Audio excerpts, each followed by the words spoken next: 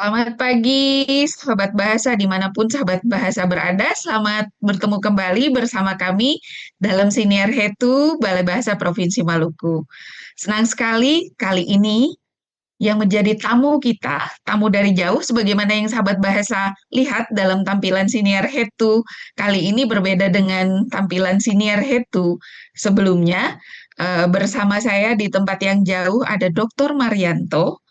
Beliau merupakan seorang penghayat Trigatra Bangun Bahasa. Saya yakin para sahabat dari Balai Bahasa Provinsi Maluku, sahabat bahasa ini mengenal Trigatra Bangun Bahasa itu apa.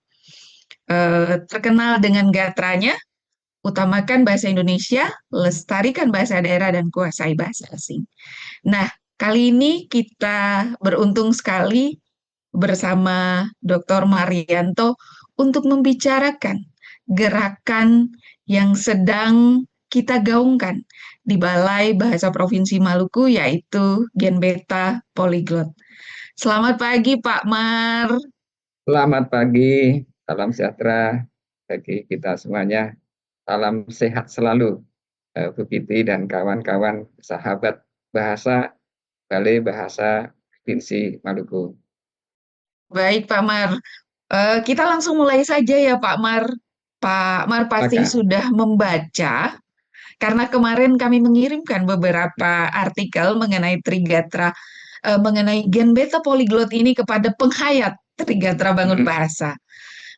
Kami ingin tanggapan dari seorang penghayat, penghayat paling keras ini Trigatra Bangun Bahasa yang saya kenal di Badan Pengembangan dan Pembinaan Bahasa.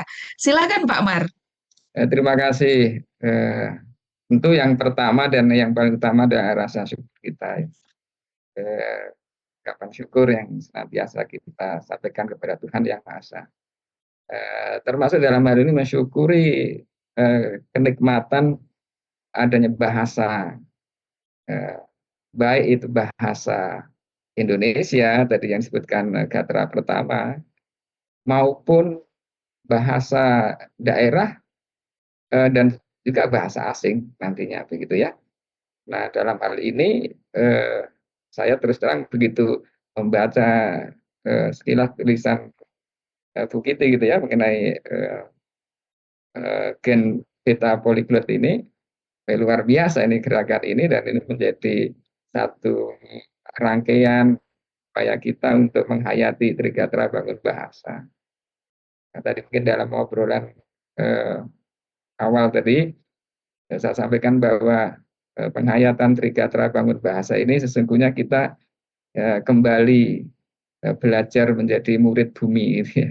Nah, ini frasa belajar kembali menjadi murid bumi karena kita sesungguhnya itu diberi pelajaran oleh bumi kita, di mana bumi kita pijak, disitulah langit kita junjung, dan disinilah kita sebenarnya terhubung satu dengan yang lain, dan yang menghubungkan itu adalah bahasa. Ketika kita ada di bumi Maluku misalnya, kita akan mengenali beragam bahasa dan eh, bahasa, bahasa itu semuanya merupakan anugerah dari Tuhan. Ya. Itu yang perlu disyukuri. Mhm. Dan setelah kita kenali, lalu tentu kita akui keberadaan ya masing-masing. Kalau di Maluku ini ada sekitar 70 bahasa. 71 Ya. bahasa Pak Mar. Nah, mungkin ada tepatnya 70 bahasa satu ya. Mungkin ada tambah atau ada kurangnya begitu ya. Nanti bisa kita diskusikan lebih lanjut. Akan tetapi sejumlah itu sungguh merupakan satu anugerah yang patut kita akui keberadaan masing-masing dan akhirnya kita hormati. Nah, penghormatan terhadap bahasa satu dengan bahasa lain dan kita wujudkan melalui gerakan. eh, Kalau bisa baca dari uraian Bu Titi dan kawan-kawan dari Maluku ini akan menjadi eh, kebijakan bahasa berbasis keluarga gitu ya, KBK, dan Tuh. kalau setiap keluarga ini tergerak melakukan gerakan Gen Beta Polyglot ini ya sungguh luar biasa. Dan saya sampaikan tadi itu kalau 70 sekitar 70 71 gitu bahasa yang bergerak dari antar keluarga di Maluku ini sudah 10%, ya, 10% dari total bahasa bahasa yang ada di Indonesia kita ini. Itu luar biasa, dan tentu nanti akan menjadi kontribusi yang sangat sangat signifikan terhadap pengelolaan bahasa secara nasional.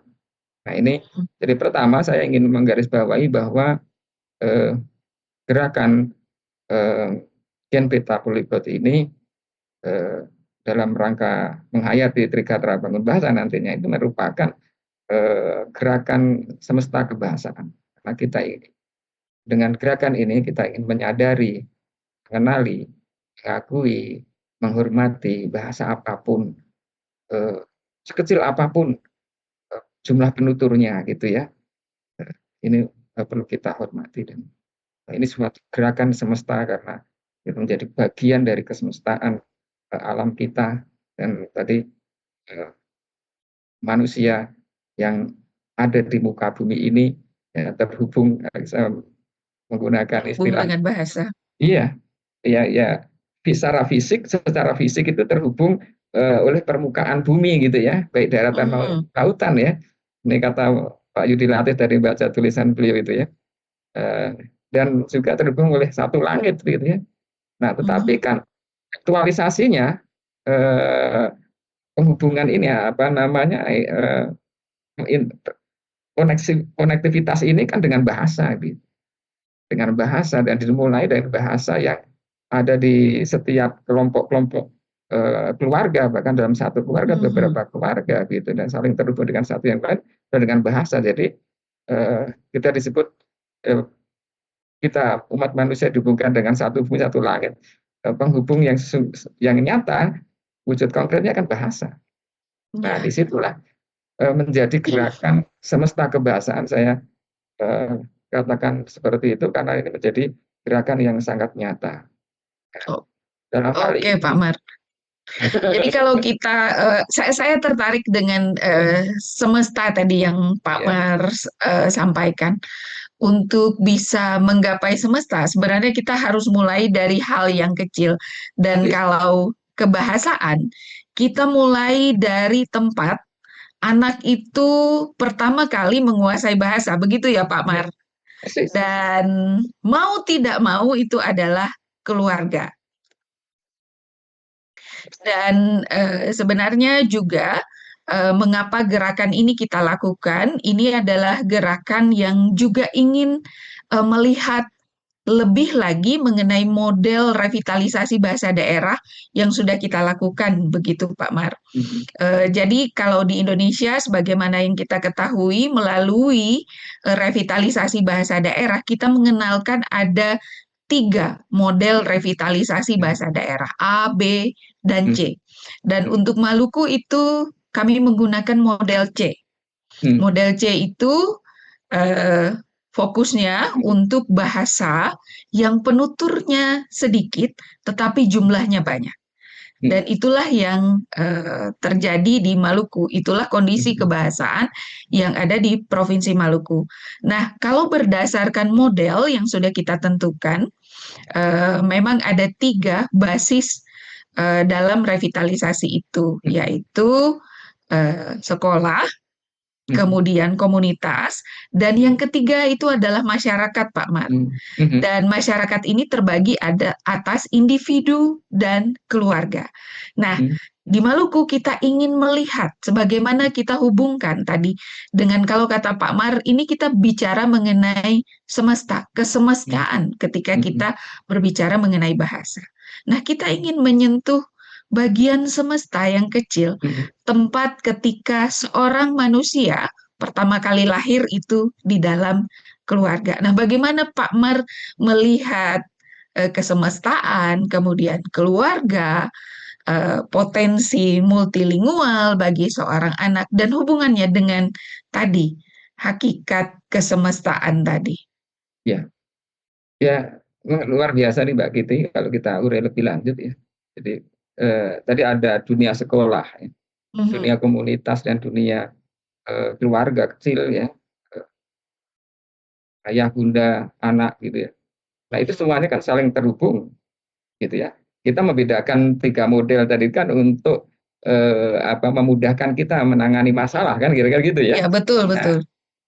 tentu masalah kita eh, identifikasi dari kelompok C tadi itu dari lingkungan keluarga. Dan dalam hal ini perlu kita ingat bahwa yang namanya pendidikan itu tidak hanya di sekolah. Mhm, Nah, begitu.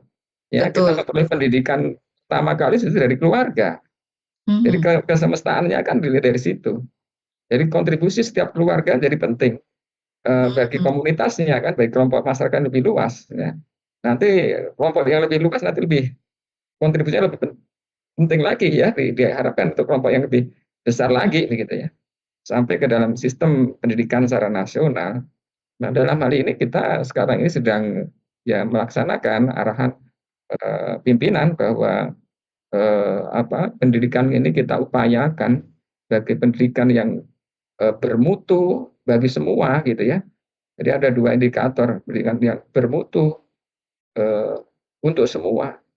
Nanti untuk semua ya untuk semua anak, untuk semua keluarga, untuk semua komunitas kan sampai secara nasional jadi semua warga bangsa Indonesia, bahkan di dunia nanti warga dunia begitu kan. Nah, kita bicara dari kelompok yang paling dasar yang melandasi semua yang akan di atasnya itu keluarga. Dan saya ingin menggarisbawahi bahwa bahasa yang digunakan di lingkungan keluarga itu juga menjadi bahasa pendidikan. Ya. Dan mhm, pendidikan ini akan menjadi makin bermutu ketika kita menyadarkan fungsi bahasa itu sesungguhnya bagi manusia, bagi setiap insan kan gitu. mhm, Nah, eh, dalam hal ini ya Mas, kita sering mengatakan bahwa bahasa tidak hanya sekadar ya apa yang kita tuturkan seperti ini, ya, tetapi bahasa yang membangun alam pikiran kita. mhm, Jadi sarana berpikir, sarana membentuk pikiran. Kalau tadi kita sebut misalnya ada bahasa Banda gitu ya, di dalam peta bahasa kita ini kan bentuk pikiran tentang kebandaan kita, hal-hal positif tentang Banda, bagaimana kita mencintai Banda, mensyukuri apa anugerah Tuhan yang ada di Banda kan kira-kira begitu. Nah, mhm, bahasa menjadi penghela ilmu pengetahuan, menjadi sarana untuk memperoleh ilmu pengetahuan, dan ilmu pengetahuan itu kan diperoleh dari keluarga, lingkungan keluarga. Ya, misalnya saja kalau di keluarga untuk kita ya hidup siang dan malam gitu ya. mhm, Bagaimana membedakan antara siang dan malam? Kalau siang kok terang, kalau malam kok gelap, misalnya gitu kan. Nah, ini kan terjadi diskusi di keluarga pertama kali. Sebelum diskusi di sekolah kan diskusi di keluarga. Ya. Ketika berapa malam yang lalu seharusnya ada cahaya, bulan kok mhm. gelap.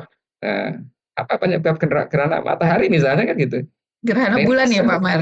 iya, ya ini karena bahasa menjadi sarana berpikir, Mhm, ya sarana berpikir ilmiah, gitu ya, untuk melihat fenomena alam.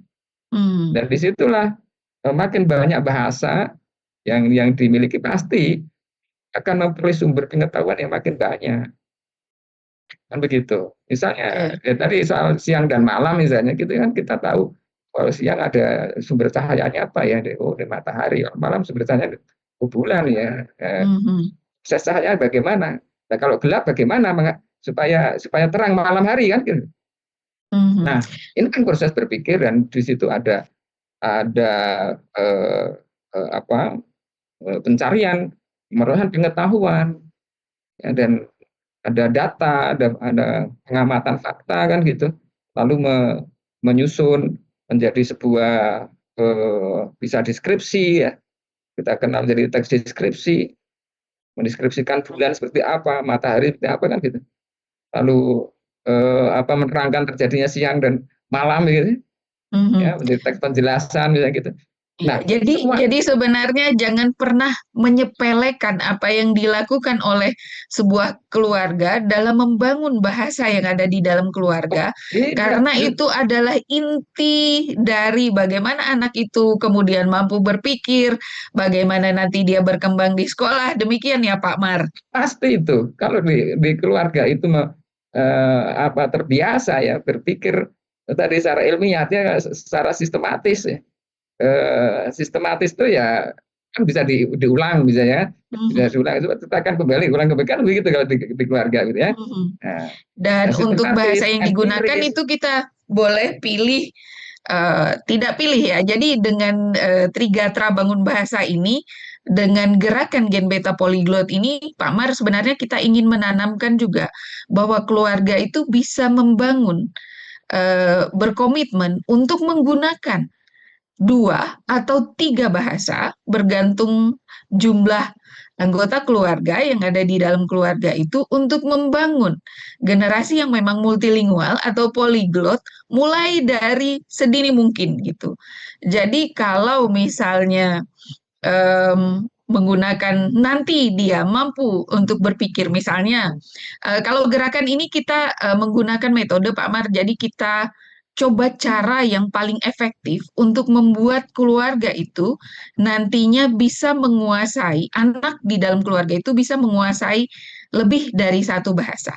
Ya, Yang pasti kalau untuk konteks Maluku, kita ingin anak itu menguasai bahasa daerah yang merupakan identitas budayanya, ditambah dengan bahasa Indonesia yang menjadi bahasa yang digunakan di dunia pendidikan, dan boleh juga ditambahkan bahasa asing jika ada input yang konsisten untuk bahasa asing. Tapi paling tidak ada 2 bahasa dulu yang dikuasai oleh anak-anak Maluku sedini mungkin, supaya nanti ketika dia ada di sekolah, dia tidak lagi gagap terhadap ilmu pengetahuan yang disampaikan di dalam bahasa Indonesia. Dan kalau keluarga itu tadi, kalau metode ini kita sebut sebagai, kita ambil kebijakan bahasa keluarga yang biasanya mengambil metode ini, Pak Mar, salah satunya tuh kalau dalam bahasa Inggrisnya disebut OPO, One Parent, One Language. Atau kita sejajarkan di dalam bahasa Indonesia, atau kita padankan dengan 1 orang 1 bahasa. Atau 1 orang tua 1 bahasa. ya, Misalnya ibunya berbahasa daerah, ayahnya berbahasa ya, Indonesia. ya. Dan ini harus dilakukan dengan konsisten, dengan tidak mencampur adukan. Artinya ayahnya selalu nanti berbahasa Indonesia dan ibunya selalu berbahasa daerah. Sehingga anak itu nanti pada usia 5 sampai 8 tahun dia sudah bisa menguasai secara maksimal 2 bahasa itu dengan baik. Dan sebagaimana yang Pak Mar sampaikan tadi, jika cara berpikir itu bisa dilakukan di dalam keluarga, dengan 2 bahasa ini, saya bisa membayangkan bagaimana anak ini nanti ketika dia sudah ada di sekolah, ketika gurunya mengajak dia berpikir untuk melihat seperti misalnya gerhana bulan, nanti dia tidak akan sulit untuk mengungkapkan dengan teks jenis apapun, gitu ya Pak Mar? Ya, tentu. Ini kan tadi proses berpikir. Proses berpikir Hmm, itu kan memerlukan tahapan-tahapan. Ya, hmm, tahapan melihat fakta, melihat fenomena, kemudian mengumpulkan data. hmm, Nah, dengan eh, beragam bahasa yang diperoleh ya dari hmm, 1 orang tua ya, satu ayah, 1 orang tua 1 bahasa ya. Nah, itu kan juga data yang diperoleh sudah satu gitu ya, tapi ditambah hmm, mungkin dengan tetangga yang lain. hmm, Ya. Artinya apa? Proses berpikir ilmiah dengan bahasa tadi itu ya melalui proses pengumpulan, pengamatan, juga mempertanyakan, dengan gitu beragamnya bahasa itu makin kaya data yang diperoleh gitu. Nah, eh, kekayaan data fakta yang diperoleh oleh si anak individu itu tentu ya memperkaya ilmu pengetahuan mereka. Begitu mereka nanti menyampaikan, menyajikan dalam bentuk cerita ya, bentuk deskripsi. Nah, ini kan sudah proses lebih lanjut dan disitulah memilih oh dari sekian data mana yang akan diungkapkan untuk membuat deskripsi, membuat cerita misalnya gitu ya, membuat narasi. hmm, hmm, Nah, jadi kebiasaan untuk berpikir ini ya melalui bahasa ya, dimulai dari keluarga itu sungguh menjadi latihan yang sangat penting dan kalau anak dibiasakan seperti itu ya nanti begitu masuk ke sekolah ya, nah itu akan merasa bahwa ya sudah dibekali di keluarga dan sekolah bukan sesuatu dunia yang baru karena sudah biasa berpikir memanfaatkan bahasa di dalam pemerolehan ilmu pengetahuan tadi itu kan. Mhm. Nah, di sekolah bukan suatu tempat yang terpisah dengan Mhm. keluarga, sehingga saya eh, bagian penting di sini bahwa gerakan Gen Polyglot ini, Beta Polyglot ini menjadikan jembatan, membangun jembatan untuk menghubungkan dunia rumah tangga ya dengan dunia persekolahan. Sehingga ketika masuk ke sekolah dia tidak kaget. Ya, Mhm. kita ketika eh, ibu atau gurunya di sekolah menceritakan siang dan malam gitu ya, ya sudah terbiasa apa yang terjadi di Iya. siang, apa yang terjadi di malam, ya mengapa Mhm. siang terang, mengapa malam gelap. Nah, Mhm. tinggal menggunakan bahasa apa, bahasa daerahnya atau bahasa nasionalnya. Nah, cara berpikirnya sudah terbentuk, ya, sudah terbentuk. Disinilah kira pentingnya gerakan ini untuk tadi sebagai upaya untuk mendidik yang kita kenal dengan pendidikan bermutu ya, artinya ya mutu pendidikan kita sangat bergantung dengan pemanfaatan bahasa ini, dan ini akan menjadi ya untuk semua kalangan, untuk setiap Mhm. insan. Jadi dengan kemampuan berpikir yang seperti itu tadi, kemampuan berpikir kritis ya Pak Amar, kita dengan sangat yakin gitu ya bahwa ini akan meningkatkan tingkat literasi kita, akan kalau selama ini kan kekhawatiran kita adalah tingkat literasi khususnya di Maluku ini kan tingkat literasinya masih di level bawah lah untuk Indonesia, lebih bawah daripada standar nasional di Indonesia untuk tingkat literasi. Nah, dengan mengikuti gerakan ini berarti tingkat literasi di Maluku itu Pak Mar akan yakin sekali ini pasti juga akan meningkat begitu ya Pak Mar? Ya, tentu kan kita bicara literasi ini sebuah dunia yang Mhm. di dalamnya kita menyebarkan, mentransaksikan ilmu pengetahuan, kan Mhm. itu. Jadi hakikat literasi itu kan penyebarluasan ilmu pengetahuan, Mhm. dan ilmu pengetahuan itu diperoleh melalui proses berpikir kritis tadi itu, berpikir empiris, Mhm. ya, berpikir sistematis, Mhm. itu kan. Eh, jadi sifat-sifat keilmuan tadi kan sudah tertanam, Mhm. fakta gitu ya, kemudian ada kita susun fakta, kita himpun ya secara Mhm. sistematis ya, secara empiris. Nah, Mhm. secara kritis karena tentu kritis ini dalam pengertian memberikan kesempatan kepada siapa saja untuk memverifikasi suatu kebenaran kan. Mhm. Nah, di sinilah kita bangun sikap-sikap kritis itu, dan dengan memanfaatkan makin banyak bahasa yang ada di keluarga, lingkungan masyarakat itu makin bagus ya, dan literasinya ya saya meyakini itu makin bagus gitu, dan dalam hal ini eh, barangkali nanti metode pengukurannya saja begitu ya yang eh, kita kita adaptasi juga ya. Kalau Mhm. tentu anak SD di Maluku ya metode pengukuran literasinya itu ya berbeda dengan kita di Malang sekarang misalnya gitu ya, Mhm.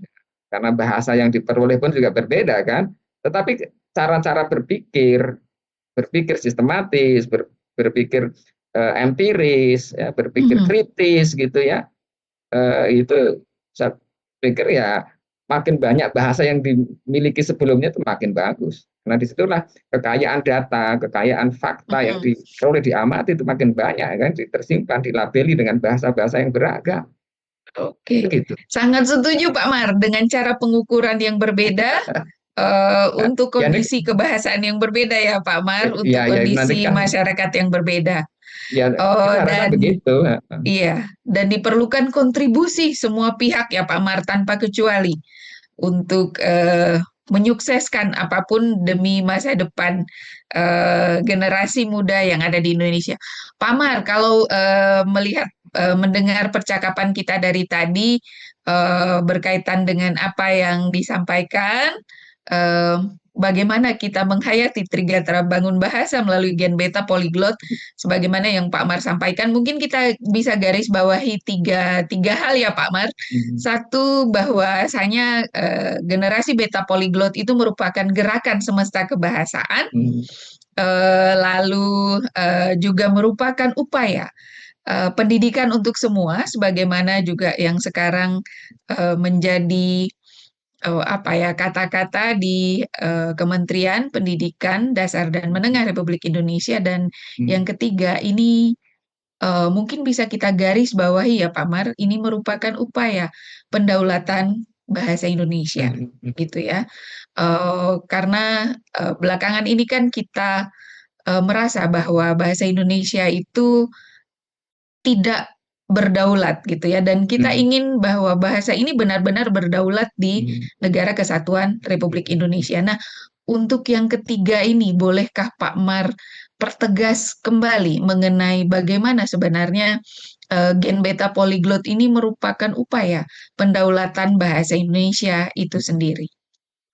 Nah, kalau kita tadi diskusikan peran peran keluarga yang begitu sentral untuk mendukung peran sekolah, gitu ya, Hmm. dalam pemerolehan ilmu pengetahuan, sehingga dengan gerakan Gen Beta Polyglot ini, ya, keluarga itu pendidikan keluarga itu terhubung dengan dunia pendidikan sekolah. Pendidikan sekolah itu bukan sesuatu dunia yang lain. Berarti yang boleh katakan anak itu harus ya berenang.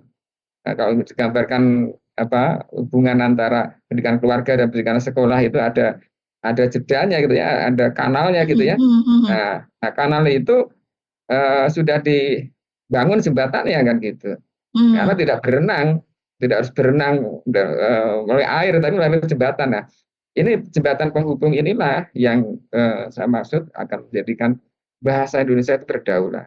Dalam pengertian bahasa Indonesia punya kekuatan atas dukungan bahasa daerah, hmm, hmm, dan peran bahasa daerah sebagaimana ditentukan disebutkan di dalam peraturan perundang-undangan, misalnya PP 57 ya, Peraturan hmm, Pemerintah Nomor 57 tahun 2014 tentang ya, pengembangan, pembinaan dan pelindungan ya, serta peningkatan fungsi bahasa Indonesia internasional di pasal 6 itu kan.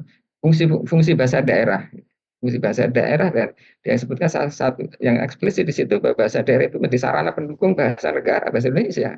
hmm, Nah, bentuk dukungannya seperti apa ya, tadi itu memberikan landasan berpikir berpikir positif tentang keindonesiaan kita. Indonesia yang dibangun ya tidak sekonyong-konyong jadi Indonesia, tapi dibangun dari kesemestaan kita itu hmm, di keluarga, di bahasa keluarga, bahasa masyarakat, sampai yang terluas dari menjadi bahasa negara. hmm, Nah, nah, kembali secara praktis tadi itu ketika eh, guru sekolahnya mengajak untuk bercerita, ya, mendeskripsikan, ini sudah terbiasa dengan bahasa daerah yang akan mempermudah.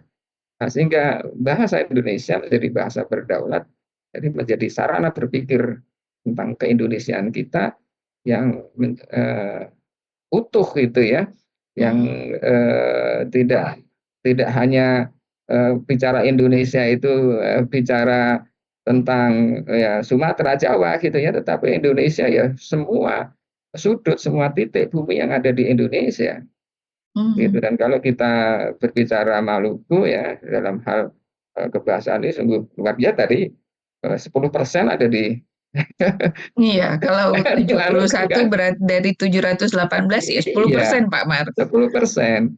Ya, ini luar biasa kontribusinya gitu ya. Dan kita telisik lebih lanjut eh, seluk-beluk dari 10% seperti apa gitu. Hmm, Ternyata ya misalnya kalau kita bicara bahasa Indonesia, kemudian titik pintu masuknya memahami bahasa Indonesia itu dari bahasa Melayu gitu ya. Ya, Melayu dulu di wilayah Papua seperti apa gitu. Dan ini juga tentu kita punya spektrum yang sangat luas, Mhm. perkembangan peradaban bangsa kita, manusia Indonesia itu juga tidak terlepas dari pengaruh, ya mungkin pengaruh ada positif ada negatifnya dari si bahasa kita positif ya. Bagaimana bangsa asing misalnya yang Mhm. masuk di Maluku memanfaatkan kekayaan bumi di Maluku ya, mungkin untuk kepentingan mereka, tetapi meninggalkan juga jejak bahasanya juga kan.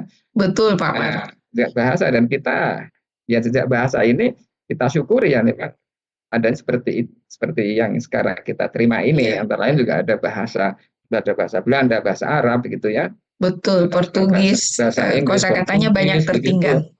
Iya, dan kontribusi Maluku luar biasa kalau saya baca sejarah itu. Ya, Mhm. hampir sama dengan yang terjadi di barat ya. Mhm. Kalau di barat itu ada misalnya ada perjanjian jadi bangsa asing yang begitu banyak ya termasuk di wilayah Indonesia dulu ya, Portugis dan macam-macam gitu ya. Tapi yang menjadi boleh katakan itu penentu akhir gitu ya, sehingga kita menjadi NKRI itu ya Inggris dan Belanda kan Mhm. gitu. Nah, kalau di Barat itu ada perjanjian antara Inggris dan Belanda, apa namanya, eh, perjanjian London gitu ya antara eh, Bengkulu dan Singapura gitu ya, Iya. dipertukarkan. Nah, di timur ini di Maluku ya ada perjanjian Breda Mhm. yang menukarkan eh, pulau di Banda itu ya, Pulau Run dengan yang sekarang kita kenal dengan New York gitu. Nah, Mhm. itu kan dulu ya terjadi artinya eh, jadi pengaruh asing Mhm. sehingga kita menjadi NKRI ya antara lain karena jejak jejak asing yang menunjukkan bahwa ya kita itu terbentuk melalui perjalanan peradaban yang begitu panjang. Mhm. Dari si bahasa kita bisa menelusuri ya seluk-beluk bahasa Indonesia kita Mhm. ini yang tidak terlepas keberadaannya dari bahasa daerah. Dan nanti kalau kita bisa telisik lebih lanjut dari aspek linguistiknya ya, mengapa 10% itu di wilayah timur di khususnya di Maluku gitu ya, makin ke barat kok makin sedikit gitu. Nah, Mhm. ini juga menjadi diskusi yang menarik Ya, nantinya. menjadi diskusi yang panjang dan Panjang, menjadi panjang. sejarah yang panjang untuk mengetahui bagaimana sebaran bahasa pada saat itu ya, Pak Persis, Mar. persis. Nah, Eh, dan persis. jika melihat juga sejarahnya, berarti sebenarnya bahasa bahasa yang ada di Maluku, begitu juga dengan masyarakatnya, sudah terbiasa bergaul dengan banyak bangsa sejak dulu kala. Bahasa daerah ada, kemudian bahasa yang menjadi lingua franca juga ada, dan kemudian bahasa asing juga ada di sekitar mereka. Jadi sebenarnya masyarakat Maluku ini sejak dulu kala adalah masyarakat yang bergaul dengan tiga bahasa ini, bahasa daerah, bahasa yang kemudian menjadi lingua franca, yang kemudian berkembang salah satunya menjadi bahasa yang kita kenal juga sekarang sebagai bahasa Indonesia, begitu ya Pak Mar, dan Persis, bahasa persis. asing Portugis, Belanda, Mm, bahkan Arab dan lain-lain mm, pedagangnya juga sampai di mm, Provinsi Maluku. Jadi ini juga yang ingin kita ciptakan kembali bahwasanya dalam sejarahnya selain melihat bagaimana yang dilakukan di dunia barat juga dilakukan di Indonesia Timur begitu ya.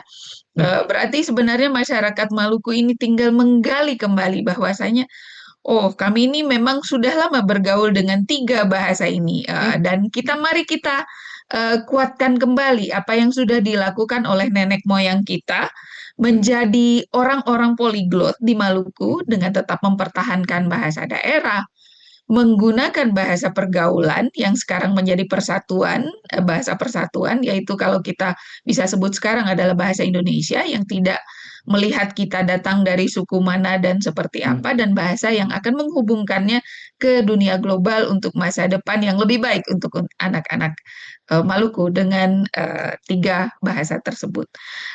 Dan sebagai seorang penghayat Trigatra Bangun Bahasa, Pak Mar, karena waktu kita juga terbatas, bolehkah Pak Mar memberikan penegasan atau penguatan bagi gerakan Gen Beta Polyglot ini untuk terus dikuatkan di Provinsi Maluku?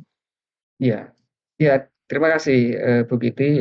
Saya turut menggarisbawahi apa yang baru saja disampaikan bahwa kita sebagai bangsa Indonesia itu mewarisi apa eh, boleh katakan peradaban leluhur kita yang sudah begitu rupa, yang terbuka, tidak hanya kita bergaul di kelompok yang terkecil ya, tetapi juga bergaul dalam dunia global. Bahkan istilah globalisasi itu tidak hanya hari ini, tapi juga dulu sudah ada globalisasi.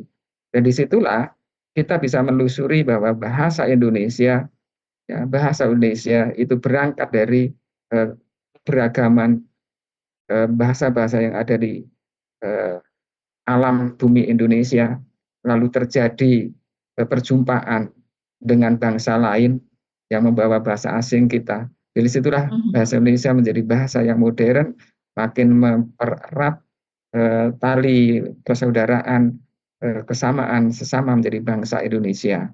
Dan disitulah kita sekarang ini membina bahasa Indonesia, tidak berarti bahwa kita mengabaikan bahasa daerah dan juga menolak bahasa asing, tapi justru pembinaan bahasa Indonesia kita ya mengutamakan bahasa Indonesia, tapi juga melestarikan bahasa daerah, semua bahasa daerah tanpa kecuali sekecil apapun penuturnya kita kenali, kita akui dan kita hormati, kita manfaatkan untuk membangun ilmu pengetahuan tadi itu. Dan tentu tidak lupa juga adalah penguasaan bahasa asing sebanyak mungkin begitu. Nah, disinilah kita menjadikan bahasa, apapun bahasa itu menjadi bahasa yang berfungsi. Mhm.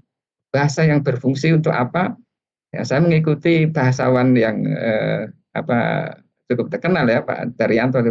Bahasa kita itu punya 3 fungsi. Yang pertama adalah fungsi untuk mengembangkan akal budi, akal pikiran, pikiran positif. Jadi kalau ada pikiran yang negatif itu bukan fungsi bahasa sebetulnya, penyalahgunaan bahasa. Jadi bahasa itu untuk membangun akal budi, mengembangkan akal budi, akal yang positif, ya, yang bermanfaat. Yang kedua untuk menjalin, memelihara kerjasama, ya, bahasa alumni ya untuk masyarakat alumni, keluarga alumni misalnya gitu ya. Nah, bahasa Banda juga untuk masyarakat keluarga Banda. Nah, begitu pula bahasa Indonesia untuk membangun eh, kerjasama menjadi sama masyarakat Indonesia. Nah, tentu itu yang ingin saya sampaikan. Jadi bahasa punya eh, fungsi yang sangat dasar sebagai pengembang akal pikiran, dan makin banyak bahasa yang dikuasai tentu makin kaya alam pikiran kita. Nah, beta gen beta polyglot ini memberikan landasan kita memperkaya alam pikiran kita sehingga kita mampu memelihara kerjasama sehingga kita bisa menjadi sesama makhluk di muka bumi ini. Dan di sini adalah prinsip nanti kesetaraan juga. Saya kira seperti Baik, itu. Luar biasa. terima kasih Selamat Pak Mar, sukses. luar biasa sekali tamu kita hari ini, sahabat bahasa. Mudah-mudahan penguatan dari Dr. Marianto mengenai bagaimana kita harus menggerakkan dan menggiatkan lagi Gen Beta Polyglot di Provinsi Maluku ini memberi semangat kepada sahabat bahasa semua untuk terus terlibat dalam Gen Beta Polyglot, gerakan Gen Beta Polyglot. Sekali lagi terima kasih Pak Marianto atas kesediaan Pak Marianto bersama kami bercakap-cakap pada hari ini mengenai Gen Beta Polyglot dan kebahasaan yang ada di Provinsi Maluku. Kita berharap gerakan ini menyebar luas ke seluruh wilayah negara Republik Indonesia sehingga menjadi penguat juga dan bagaimana keluarga-keluarga dalam menghayati Trigatra Bangun Bahasa. Demikian ya Pak Mar, sekali lagi kami ucapkan terima kasih. Terima kasih. Sahabat bahasa, demikian siniar hetu kita untuk hari ini. Sampai bertemu lagi pada kesempatan siniar hetu yang berikutnya. Amato.